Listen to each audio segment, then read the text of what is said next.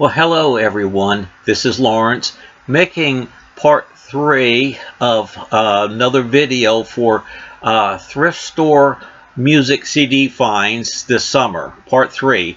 The last one I did, part 2, you can go back to that. That was like 8 days ago. I have a large collection of compact disc music CDs, which I got at thrift stores, and as I incorporate them into the library, I wish to share them with you. Today we got about 12, and before we get rolling, I just want to mention the life and death of Loretta Lynn, and I have 2 of her CDs here. This is Loretta Lynn. The glare, you can't see it that good. Gold, okay, right there. It's a 2 CD set, part of the MCA Gold series. I have a number of these. A collection of her best work. And then I have her last, I think it's her last full studio album, Full Circle, which is titled accordingly. And she did another album produced by Jack White of the White Stripes, and I have it up there. I forgot the name of it. And great later day works, and I'm surprised how strong her voice still is at that later stage. Usually when a singer gets, way up there, the voice kind of changes or loses some of its quality. Not Loretta Lynn. In fact, I would say even got even stronger. So Loretta Lynn, legendary. She's the, up there on the Mount Rushmore of female country singers, and I will just not say singers, artists, because she wrote a lot of her songs. She was a songwriter too, and very humble backgrounds, and is documented in the song Coal Miner's Daughter. And she had some controversial songs too, most notably The Pill, which is part of a women's liberation. I'm not here to have babies anymore. I'm gonna have my fun, but I got the pill now. So that was a very controversial song that got her, that got banned from a lot of, I think like 60 country music stations. Okay. Okay, let's go to the stack of CDs I got here. Okay, I got about 12 of them, and I'm just going to go through them really quick. This one right here is from a group I was not really into at all. The era of the hair bands and all that. I did, as far as 80s hard rock, I did love Def Leppard. I thought they were brilliant. But as for the other ones, and Van Halen too. But as for the other ones, like Poison and Motley Crue and all that, Rat, I just, well, I'm sure they were good. They had to be, but my interest in the 80s hard rock went other places. 70s, I liked the hard rock groups like Botten Turner Overdrive, Bad Company, and all that stuff. But Atlanta Rhythm Section, getting into little Southern rock, the Allman Brothers.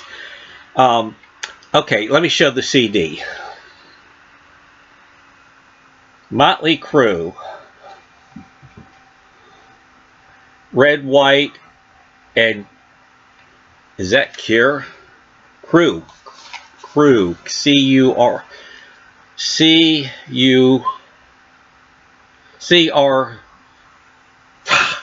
I gotta get this right. C-R-U-E, okay? It's a 2 CD set. You open it up. The artwork's okay, but you get a lot of songs. You get big bang for the buck. Where's the song?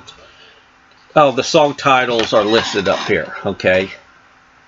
And I did like some other radio songs I heard on radio. I just didn't levitate towards them.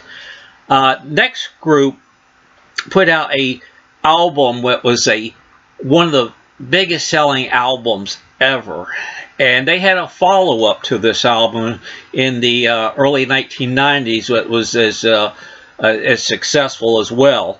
But I never caught on to them. I like what I heard on the radio, but that is it. I didn't buy any of their albums, but it's Meatloaf, Bad Out of Hell. Okay, and I've only heard 2 songs from this album, so I'm going to just give it a listen to, as absorbing the full recording of the first time, and maybe I'll have a different opinion. Why didn't I, why weren't I into this group or Meatloaf, prior? Okay. Another artist I have really warmed up to recent years, but I was never a big fan. I like the radio songs, and that's Jimmy Buffett. And this is a 2 CD collection called Meet Me in Margaritaville. Okay, I've been picking up some of his studio recordings on CD, and I recently picked up a box set. 4 CD box set with nice booklet, which I found at a good price at a thrift store, and it's called like Boats. I can see it from here, but I can't read the title. Islands. The CDs are broken up into 4 different titles, but this is a good overall view of his works without getting into a full box set. And I only listened to the first disc, and I was amazed how good the Coral Reefer Band is as far as producing not a rock sound. I mean, they could rock, but more of a tropical steel drums, type of sound. So Jimmy had a really good Coral Reefer Band, good musicians behind him. Okay, the next one, group that had 2 big hits in the late 60s, and they are Steppenwolf. Okay, and I always I never bought any of their albums, because by the time I was buying albums, they were kind of going out of fashion. Okay, but I have the greatest hits here, and I actually do own a few of their albums now, but this is the greatest hits, which is very cool. You got the photos in the back here, but not a group that I was deeply into. They kind of came and gone by the time of was into music.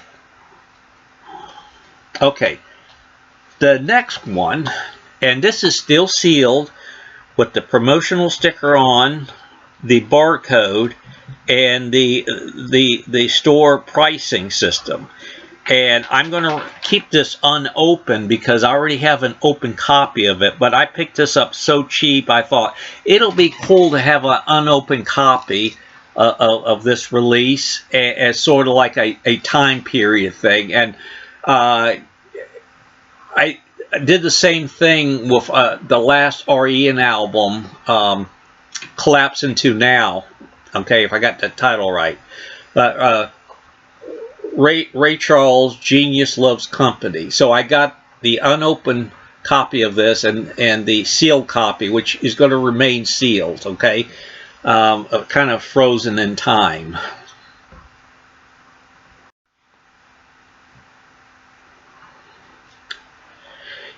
I think it's still good that we have still some great singers who sing kind of traditional,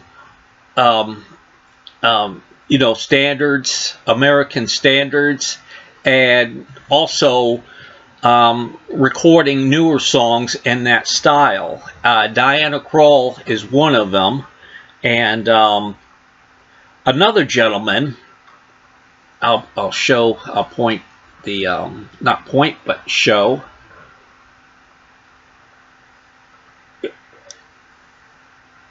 Uh, Gregory Porter.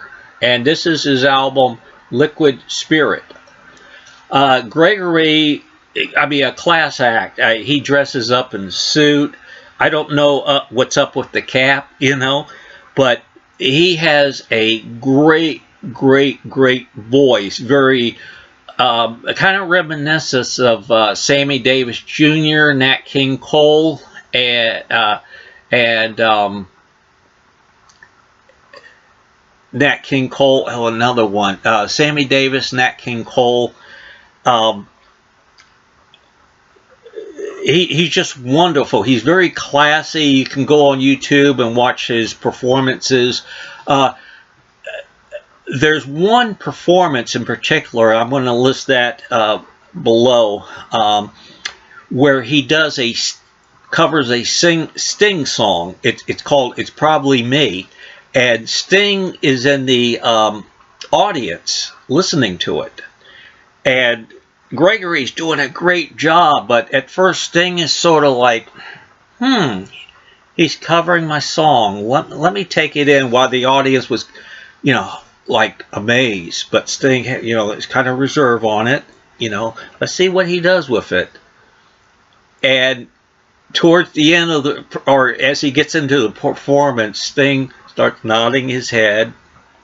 This is great. This guy is really doing a great job of this song. And then at the end, near the end performance, a facial expression of total approval. Okay. And Gregory does it in kind of the style of the Beretta theme song. If you remember that. Forgot the title of the theme song for Beretta, which Sammy Davis Jr. does. So Gregory Porter, just in the tradition of the classic vocal style of Frank Sinatra, Tony Bennett, Nat King Cole, Sammy Davis Jr. Okay, so check him out. An artist who was huge in the 1970s, and he kind of faded from the pop charts, had some minor hits in the early 80s, but I think he was kind of on the verge of a comeback, which I did a video on, and I'll put that in the link also. And I'm talking about John Denver, who we lost tragically in a plane crash. A plane he was pirating he was flying. Okay, and this is Behind the Music, the John Denver collection. And Behind the Music is a series of biographies on music stars, and for each biography they release a CD of that artist, their best work. So, of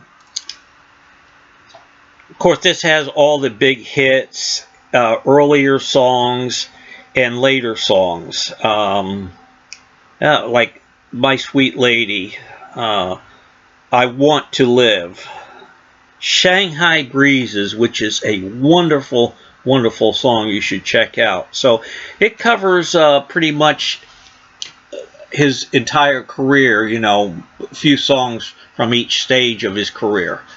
The next one is a part of the Essential series, the Essential Elvis Presley.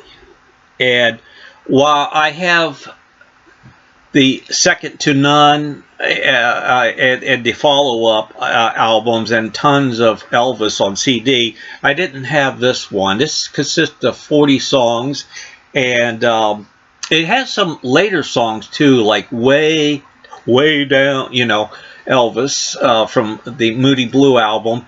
And if you listen to that, listen to the keyboards, they kind of sound a little funky, maybe a little hint of disco, where Elvis might have went, if he got his health back and he had a career revitalization, who knows.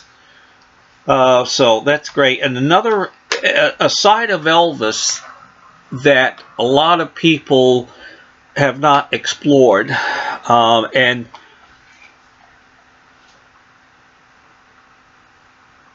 Elvis Presley, Amazing Grace. This is Elvis 2 CD collection. Oh man, there's about, they don't have the numbers, but I would say about 30 something songs on each CD. And Elvis was, his first love was really gospel music,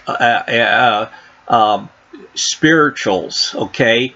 And no male ever sung them like Elvis. And he can rival Mahalia Jackson as far as a religious, a singer of religious spirituals right here.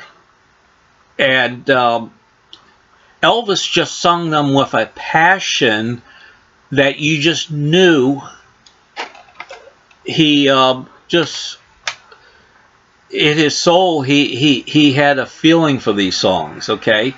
Even more so than the rock and roll and the ballads and all that. So this is, I have to get this. I'll be right back. Okay, so that's taken care of. We left off with Elvis, Amazing Grace. Just absolutely tremendous. This is a CD that Santana puts out. It's called Shapeshifter.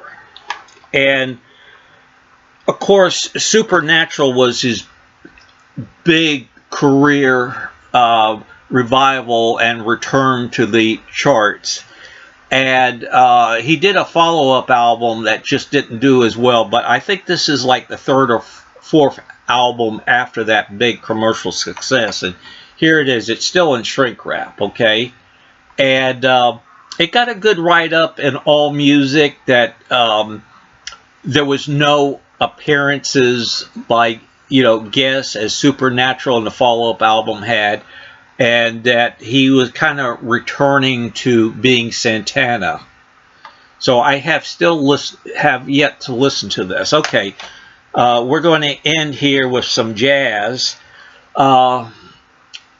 This was originally released as a 2-album set of as a collection of Herb Alpert and the Tijuana Brass called Four-Sider.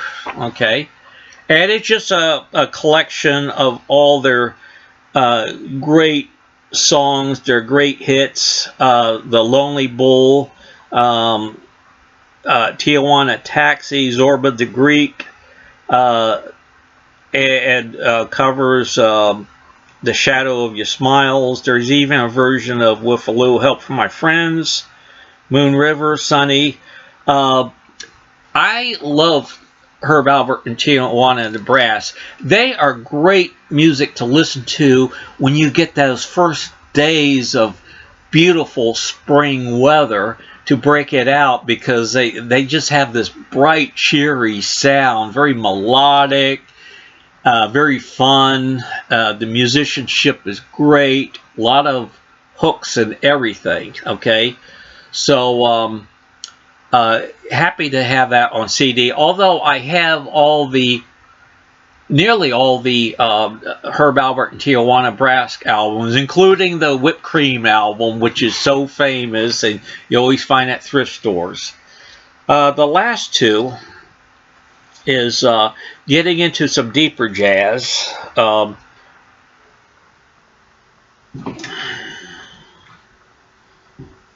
Charles Mingus, the famous, talented jazz musician, primarily played bass, but I think he played other instruments too. And this is part of the Legacy series on Columbia Records. And this is Jazz 6, and the promotional sticker says, "Start your jazz collection today, the ultimate introduction to the world of jazz." So this must be part of a series by Legacy Columbia of jazz artists. Other releases by jazz artists put together for this series. Lastly, we're getting into some good old New Orleans jazz here, and this is the best of Dixieland. The Peter Fountain present the best of Dixieland. Peter Fountain is a famous New Orleans jazz clarinet, and I got lots of his albums. He just is just part of that New Orleans Bourbon Street establishment, and I think he even had a club there as well. And I enjoy listening to him. He's like a master musician. I mean, you may laugh him off as a kind of a old albums you find at thrift stores of his, but no, pay some attention to Pete Fountain. He was absolutely fabulous.